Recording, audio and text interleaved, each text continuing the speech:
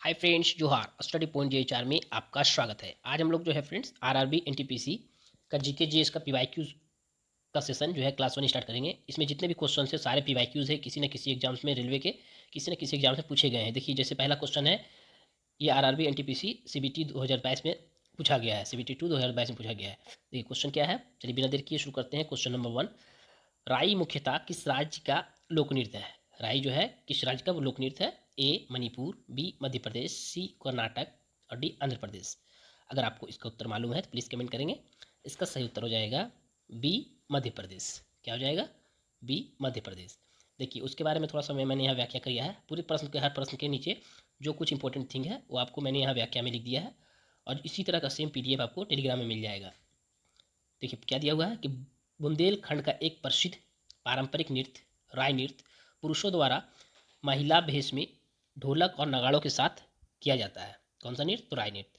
मध्य प्रदेश में बेदिया जनजाति इस लोक नृत्य को करती है। कौन सी जनजाति करती है? तो बेदिया जनजाति करती है। वैश्य समुदाय ने में बच्चे के जन्म के अवसर पर वैश्य समुदाय के बच्चे के जन्म के अवसर पर यह अहीर जनजाति की महिलाओं द्वारा भी किया जाता है। कौन सा? राय नृत्य। अब देखिए यहाँ पे मैंने कुछ लोक नृत्य मेंशन किया है जो कि बहुत मशहूर है। ये सब लोक नृत्य से पूछा जाता है। मध्य प्रदेश का जो लोक नृत्य है कर्म, स्वारा, मटकी, भगोरिया, ये क्या है? तो आपको मध्य प्रदेश का लोक नृत्य है। मणिपुर का रासलीला, सागोई, पुंगचोलम। उसके बाद है कर्नाटक का यशगान, डोलुकुनिथा, कामसले, दांदेली। और आंध्र प्रदेश का है कुचिपुड़ी, धीमसा, लंबाड़ी, वीरनाट्यम। क्वेश्चन नंबर 2 में बात करते हैं। क्वेश्चन नंबर 2 में क्या है कि महात्मा गांधी ने प्रसिद्ध नमक मार्च साबरमती से दांडी तक शुरू किया। महात्मा गांधी ने प्रसिद्ध नमक मार्च साबरमती से दांडी तक शुरू किया। गुजरात के किस जिले में दांडी स्थित है? ए सूरत, बी नवसारी, सी पोरबंदर और डी कुछ। अगर आपको इसका उत्तर मालूम है तो प्लीज़ कमेंट करेंगे। इसका सही उत्तर हो जाएगा बी नवसारी। देखिए यहाँ पे मैंने कुछ मेंशन किया है, उसी तरह व्याख्या क्या दिया हुआ है कि महात्मा गांधी ने प्रसिद्ध नमक मार्च गुजरात के नवसारी जिले में स्थित दांडी गांव से शुरू किया था। दांडी अरब सागर के किनारे बसा एक गांव है। यह नवसारी शहर से करीब 16 किलोमीटर दूर है। साल 1930 में महात्मा गांधी ने ब्रिटिश सरकार के नमक पर कर लगाने के खिलाफ नमक सत्याग्रह किया। इस सत्याग्रह के लिए उन्होंने साबरमती, अहमदाबाद और दांडी तक पैदल यात्रा की थी। यह यात्रा मार्च 1930 को शुरू हुई थी और 5 अप्रैल 1930 को ख़त्म हुई थी। इस यात्रा में हज़ारों लोगों ने हिस्सा लिया था। क्वेश्चन नंबर 3 में दिया हुआ है। 3 में क्या दिया हुआ है कि क्वेश्चन नंबर 3 है, निम्नलिखित में से कौन सा दर्रा श्रीनगर और लेह को जोड़ता है? कौन सा दर्रा जो है श्रीनगर और लेह को जोड़ता है? ए नाथुला, बी बारालाचाला, सी जेलेपला और डी जोजिला। अगर आपको इसका उत्तर मालूम है तो प्लीज़ कमेंट करेंगे। इसका सही उत्तर हो जाएगा, क्या हो जाएगा? डी जोजिला। श्रीनगर और लेह को जो जोड़ता है वो दर्रा, किसका नाम है? तो आपका जोजिला है। देखिए यहाँ पे मैंने थोड़ा सा मेंशन किया है, जोजिला लद्दाख के कारगिल जिले में एक स्थित पहाड़ी दर्रा है। यह हिमालय पर्वत श्रृंखला के पश्चिमी भाग में स्थित है। यह श्रीनगर लेह राष्ट्रीय राजमार्ग पर फोटूला के बाद दूसरा सबसे ऊंचा दर्रा है। यह दर्रा लगभग 3528 मीटर की ऊंचाई पर है। ये देखिए जितना भी जैसे जैसे लिखा हुआ है आपको PDF में भी लगभग सेम मिलेगा। जिसमें कुछ अगर एडिटेबल कुछ एडिट करने का होगा तो मैं एडिट कर दूंगा, लेकिन बाकी जो है आपको PDF सेम तरह से मिलेगा, ताकि आप जब रिवीजन करेंगे तो क्वेश्चन के साथ साथ व्याख्या भी पढ़ेंगे, ताकि आपको रिवीजन अच्छा आसानी से हो। क्वेश्चन नंबर 4 में क्या दिया हुआ है कि विशु नववर्ष का त्यौहार है। विशु जो है नववर्ष का त्यौहार है, कहाँ का? ए केरल, बी तमिलनाडु, सी आंध्र प्रदेश और डी महाराष्ट्र। अगर आपको इसका उत्तर मालूम है तो प्लीज़ कमेंट करेंगे। इसका सही उत्तर हो जाएगा ए केरल। देखिए ये कब पूछा गया है? तो आरआरबी एनटीपीसी 2020 का CBT 1 में पूछा गया है। तो ये कहाँ का त्यौहार है? विशु। तो आपका केरल का नववर्ष का त्यौहार है। देखिए यहाँ पे विशु केरल में मनाया जाने वाला एक हिंदू त्यौहार है, ठीक है, जो मलयालम नववर्ष का प्रतीक है। क्वेश्चन नंबर 5 में दिया हुआ है कि भारत की संविधान सभा का विचार पहली बार किसने किया था? A BR Ambedkar, B BN Rao, C MN Roy और डी डॉक्टर राजेंद्र प्रसाद। अगर आपको इसका उत्तर मालूम है प्लीज़ कमेंट करेंगे। इसका सही उत्तर हो जाएगा, क्या हो जाएगा? C M N Roy. क्या हो जाएगा? C M N Roy. सही उत्तर हो जाएगा सी एम एन रॉय। देखिए यहाँ पे मैंने व्याख्या किया है कि भारत के लिए संविधान सभा का विचार सबसे पहले एम एन रॉय ने दिया था। एम एन रॉय को भारतीय साम्यवाद के पिता कहा जाता है। क्या कहा जाता है? तो भारतीय साम्यवाद का पिता कहा जाता है। उन्होंने मैक्सिकन कम्युनिस्ट पार्टी और भारतीय कम्युनिस्ट पार्टी की स्थापना की। ये हो गया क्वेश्चन नंबर 5 तक। 5 का तक ये हर 5 क्वेश्चन के बाद उसका नीचे पे मैंने यहाँ पे आंसर भी मेंशन किया है, ताकि जब रिवीजन करेंगे तो आपको ज़्यादा पेज नीचे करना ना पड़े और आसानी से रिवीजन हो सके। इसका पीडीएफ जो है आपको फ्रेंड्स टेलीग्राम में आपको डाल दिया जाएगा। ओके, क्वेश्चन नंबर 6 में है, क्या दिया हुआ है कि निम्नलिखित में से कौन सा पुरस्कार संगीत से संबंधित है? निम्नलिखित में से कौन सा पुरस्कार संगीत से संबंधित है? ए कालिदास, बी ग्रैमी, सी ऑस्कर और डी कॉन्स। अगर आपको इसका उत्तर मालूम है प्लीज़ कमेंट करेंगे। इसका सही उत्तर हो जाएगा बी ग्रैमी। कौन सा पुरस्कार जो है संगीत से संबंधित है? तो आपका उत्तर हो जाएगा बी ग्रैमी। देखिए मैंने यहाँ कुछ लिखा है ग्रैमी के बारे में कि यह पुरस्कार संयुक्त राज्य अमेरिका में national academy of recording arts and sciences NARAS द्वारा प्रतिवर्ष किया जाता है। नाराश को रिकॉर्डिंग एकेडमी भी कहा जाता है। नाराश को क्या कहा जाता है? रिकॉर्डिंग एकेडमी भी कहा जाता है। अगला प्रश्न है क्वेश्चन नंबर 7। निम्नलिखित में से कौन सा परिसंचरण तंत्र का हिस्सा नहीं है? निम्नलिखित में से कौन सा जो है परिसंचरण तंत्र का हिस्सा नहीं है? ए बड़ियात, बी खून, सी हृदय और डी धमनियाँ। अगर आपको इसका उत्तर मालूम है प्लीज़ कमेंट करेंगे। इसका सही उत्तर हो जाएगा ए बड़ियात। बड़ियात जो है वो आपका परिसंचरण का हिस्सा नहीं है। बाकी जो है खून, हृदय और धमनियाँ ये सारे क्या है? तो आपको परिसंचरण का हिस्सा है। अगला प्रश्न है क्वेश्चन नंबर 8। क्या दिया हुआ है कि संयुक्त राष्ट्र सुरक्षा परिषद का मुख्यालय कहाँ स्थित है? संयुक्त राष्ट्र सुरक्षा परिषद का मुख्यालय कहाँ स्थित है? ए शिकागो, बी न्यू जर्सी, सी बॉस्टन और डी न्यूयॉर्क। अगर आपको इसका उत्तर मालूम है तो प्लीज़ कमेंट करेंगे। इसका सही उत्तर हो जाएगा आपका हो जाएगा डी न्यूयॉर्क। क्या हो जाएगा? D New York. अगला प्रश्न है, जहाँ पे एक्सप्लेनेशन की जरूरत होगा, व्याख्या की जरूरत होगी, वहाँ पे मैंने मेंशन किया है। जहाँ पे जरूरत नहीं है वहाँ पे मैंने ज़्यादा व्याख्या की जरूरत नहीं है, क्योंकि हमारे अगर ज़्यादा मैं एक्सप्लेन करूँगा तो उसमें जो है आपका वीडियो ज़्यादा लंबा चला जाएगा। तो इसलिए मैं कोशिश करूँगा कि कम से कम व्याख्या करूँ और जो ज़रूरत होगी उसी को व्याख्या करूँ। क्वेश्चन नंबर 9 में दिया हुआ है कि वर्गीकरण विज्ञान के जनक किसे कहा जाता है? वर्गीकरण विज्ञान के जनक किसे कहा जाता है? ए डार्विन, बी आइंस्टीन, सी लिनियस और डी मैंडल ब्रॉट। अगर आपको इसका उत्तर मालूम है तो प्लीज़ कमेंट करेंगे। इसका सही उत्तर हो जाएगा सी लिनियस। वर्गीकरण विज्ञान के जनक किसे कहा जाता है? तो लिनियस को कहा जाता है। अगला प्रश्न है क्वेश्चन नंबर 10। देखिए क्वेश्चन नंबर 10 में क्या है? निम्नलिखित में से किस राज्य में विधान परिषद है? कौन कौन से किस राज्य में विधान परिषद है वो बताना है। देखिए क्या पूछा गया है, तो आरआरबी एनटीपीसी 2020 सीबीटी 1 में ए हिमाचल प्रदेश, बी असम, सी आंध्र प्रदेश और डी मध्य प्रदेश। अगर आपको इसका उत्तर मालूम है तो प्लीज़ कमेंट करेंगे। इसका सही उत्तर हो जाएगा सी आंध्र प्रदेश। इसमें से जो दिया हुआ है इस चारों में से आंध्र प्रदेश में क्या है? विधान परिषद है। देखिए यहाँ पे मैंने मेंशन किया है थोड़ा सा कि भारत के संविधान के अनुच्छेद 169, कौन सा अनुच्छेद? 169 में परिभाषित की गई है 28 राज्यों में से केवल 6 राज्यों में विधान परिषद है। 28 राज्यों में केवल 6 राज्यों में विधान परिषद है। कौन कौन से राज्य में है? ए आंध्र प्रदेश, कर्नाटक, तेलंगाना, महाराष्ट्र, बिहार और उत्तर प्रदेश। ये राज्यों में क्या है? विधान परिषद है। तो इसमें से ऑप्शन के अनुसार से क्या था? तो आंध्र प्रदेश में था। उसके बाद क्या दिया हुआ? किसी भी केंद्र शासित प्रदेश में विधान परिषद नहीं है। विधान परिषद जो है कोई भी केंद्र शासित प्रदेश में नहीं है। देखिए फिर से आपको 6 से 10 तक यहाँ पे आपको आंसर नजर आ रहा है। हर को 5 क्वेश्चन के बाद मैंने यहाँ पे आंसर नीचे मेंशन किया हुआ ताकि आपको रिवीजन करने में आसानी होगी। अगला प्रश्न है क्वेश्चन नंबर 11। क्या दिया हुआ है कि मोपला विद्रोह किस वर्ष हुआ था? मोपला विद्रोह किस वर्ष हुआ था? ए 1921, बी 1919, सी 1871, डी 1923। अगर आपको इसका उत्तर मालूम है तो प्लीज़ कमेंट करेंगे। इसका सही उत्तर हो जाएगा ए 1921। मोपला विद्रोह जो है आपको 1921 में हुआ था। देखिए यहाँ पे क्या दिया हुआ, थोड़ा सा एक्सप्लेनेशन कि मोपला विद्रोह 1921 में हुआ। इसे मालाबार विद्रोह के रूप में भी जाना जाता है। इसको क्या नाम में जाना जाता है? तो मालाबार। 1921 के मालाबार विद्रोह दक्षिण मालाबार में ब्रिटिश निवेशिक शासन और सामंती व्यवस्था के खिलाफ प्रतिरोध के रूप में हुआ था। अगला प्रश्न है क्वेश्चन नंबर 12। सूर्य की चमकदार सतह को क्या कहते हैं? सूर्य की चमकदार सतह को क्या कहते हैं? ए प्रकाश मंडल, बी वायुमंडल, सी स्थल मंडल और डी वर्णमंडल।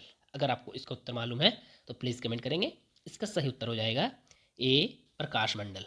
क्या है? ए प्रकाश मंडल। सूर्य की चमकदार सतह को हम लोग प्रकाश मंडल कहते हैं। देखिए यहाँ पे क्या व्याख्या दिया हुआ है कि सूर्य की चमकदार सतह को प्रकाश मंडल कहा जाता है। पतली गर्म गैसों से बनी सूर्य के वायुमंडल के बाहरी परत को कोरोना कहा जाता है। बाहरी परत को क्या कहा जाता है? कोरोना कहा जाता है। मध्य सतह को वर्णमंडल है।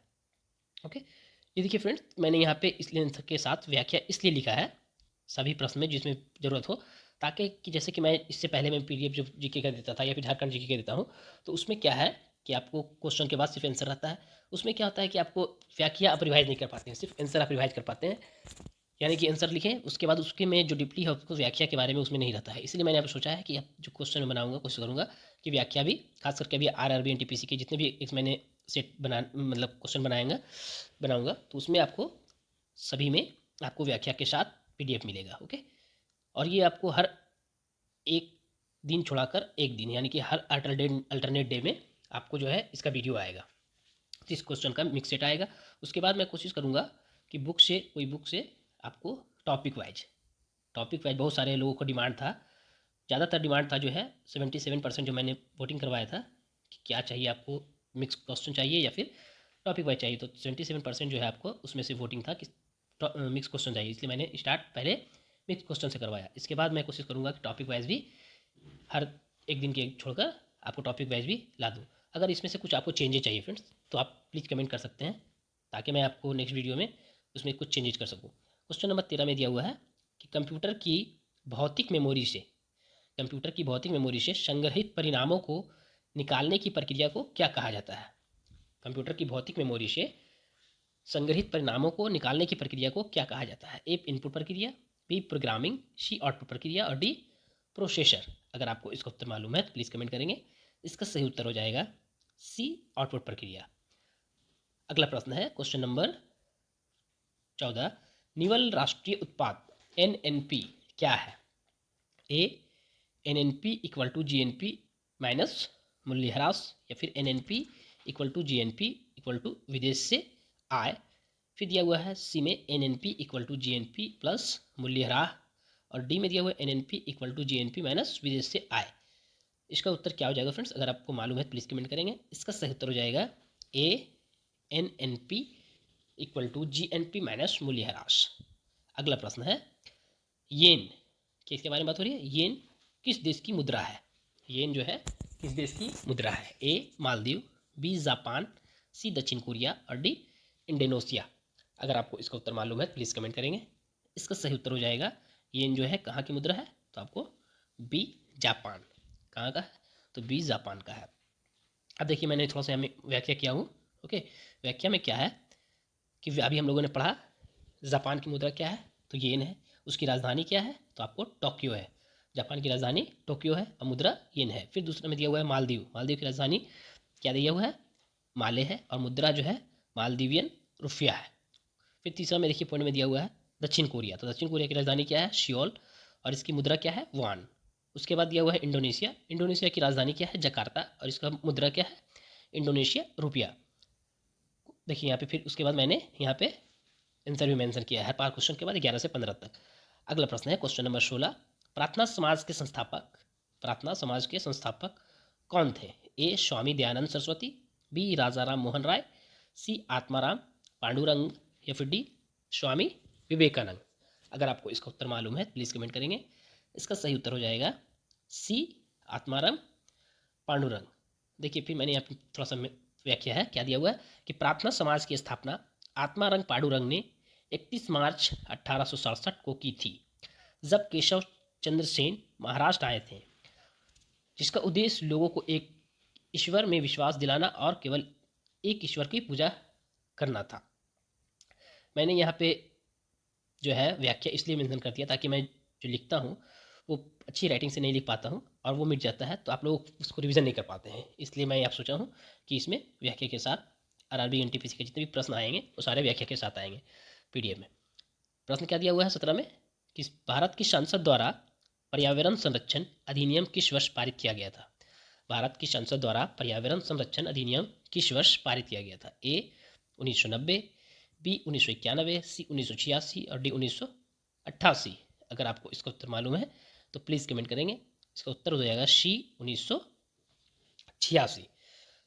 देखिए व्याख्या में क्या दिया हुआ है कि भारत की संसद ने पर्यावरण संरक्षण अधिनियम 1986 को पारित किया गया था। यह अधिनियम 19 नवंबर 1986 को लागू हुआ। कब लागू हुआ? तो 19 नवंबर 1986 को।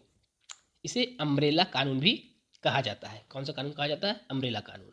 अगला प्रश्न, क्वेश्चन नंबर 18 में दिया हुआ है, क्या दिया हुआ है कि यदि किसी व्यक्ति का वजन पृथ्वी की सतह पर 60 किलोग्राम है तो चंद्रमा की उस सतह पर उसी व्यक्ति का वजन कितना होगा? यहाँ पे उसी होना चाहिए, उसी व्यक्ति का वजन कितना होगा? ए 10 न्यूटन, बी 10 केजी, सी 60 एन और डी 60 केजी। अगर आपको इसका उत्तर मालूम है तो प्लीज़ कमेंट करेंगे।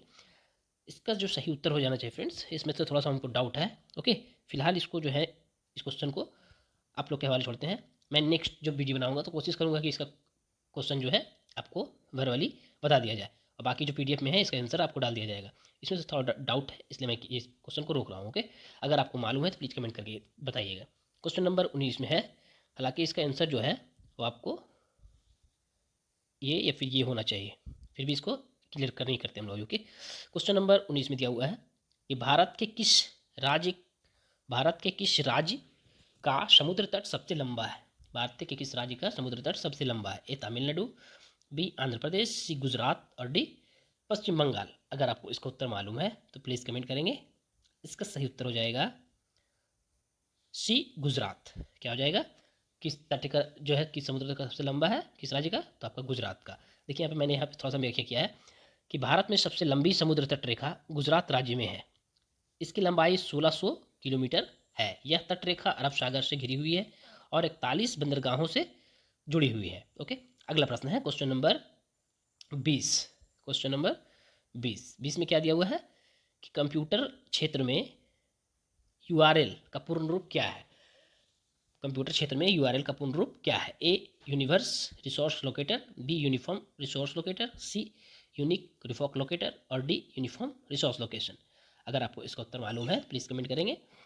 जितने भी झारखंड के एग्ज़ाम देने वाले हैं जैसे कि आपको JSSC LDC और JSSCGL, तो आपको ये सबको मालूम होगा और ये भी प्रश्न जो है आपको कंप्यूटर का पूछा ही जाता है। ये सब बहुत ही आसान प्रश्न है। इस टाइप का प्रश्न और जो है आपको RRB NTPC में पूछा ही जाता है। इसका सही उत्तर हो जाएगा बी यूनिफॉर्म रिसोर्स लोकेटर। अगला प्रश्न है, देखिए यहाँ पे फिर से मैंने दिखा दिया हूँ कि 20 हर 15 5 क्वेश्चन के बाद आपको जो है आंसर है। 16 से 20 तक इसमें आंसर दिया हुआ है। क्वेश्चन नंबर 21 में दिया हुआ है, आपको जो है इसमें 30 क्वेश्चन का सेट होगा।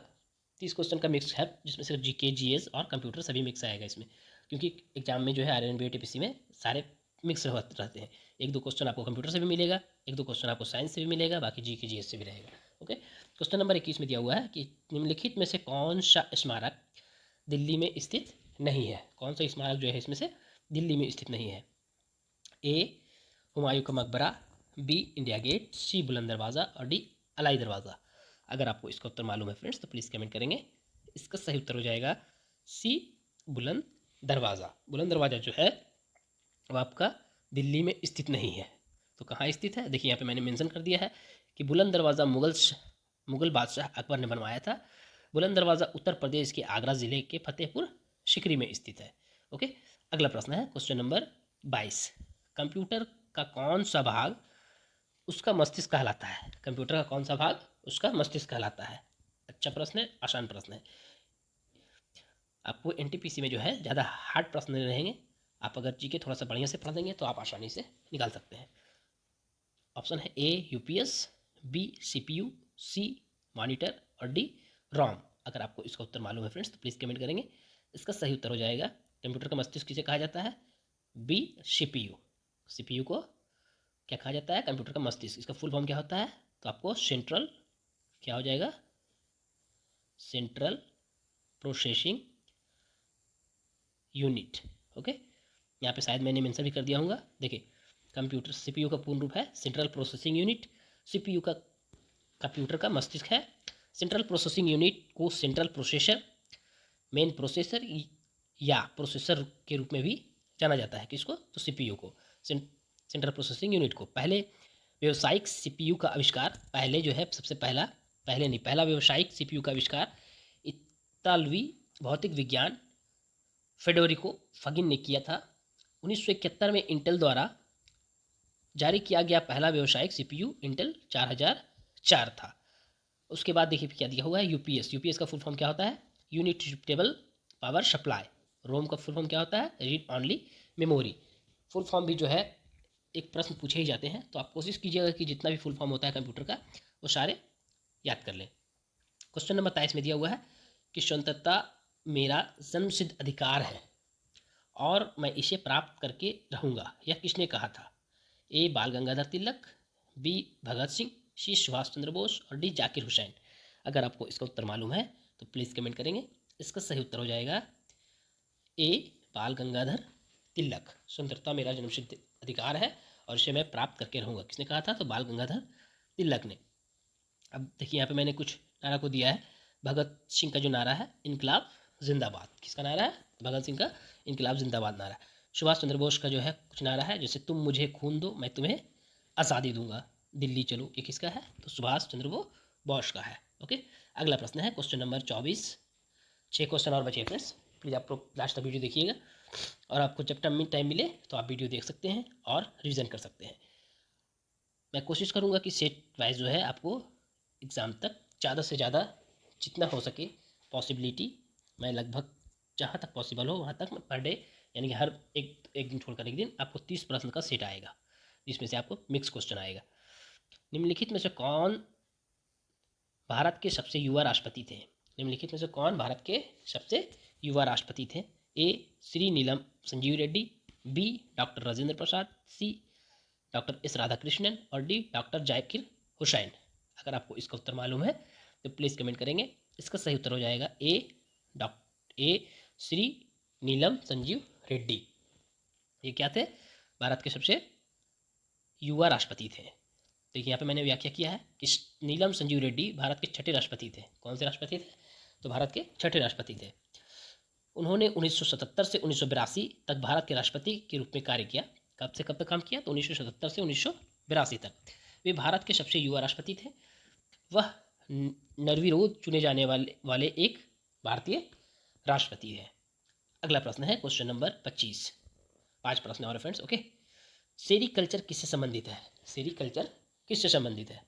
ए फल उगाना, बी जूट का उत्पादन, सी रेशम कीट का पालन और डी मधुमक्खी पालन। अगर आपको इसका उत्तर मालूम है तो प्लीज़ कमेंट करेंगे। इसका सही उत्तर हो जाएगा सी रेशम कीट पालन। देखिए मैंने यहाँ व्याख्या किया है, व्याख्या में क्या दिया हुआ है, सेरीकल्चर रेशम कीट पालन से जुड़ा है। रेशम कीट के कीटों को पालकर कच्चा रेशम या सिल्क बनाने की प्रक्रिया को सेरीकल्चर या रेशम की खेती कहते हैं। यह एक कृषि पर आधारित कुटीर उद्योग है। अगला प्रश्न है क्वेश्चन नंबर 26।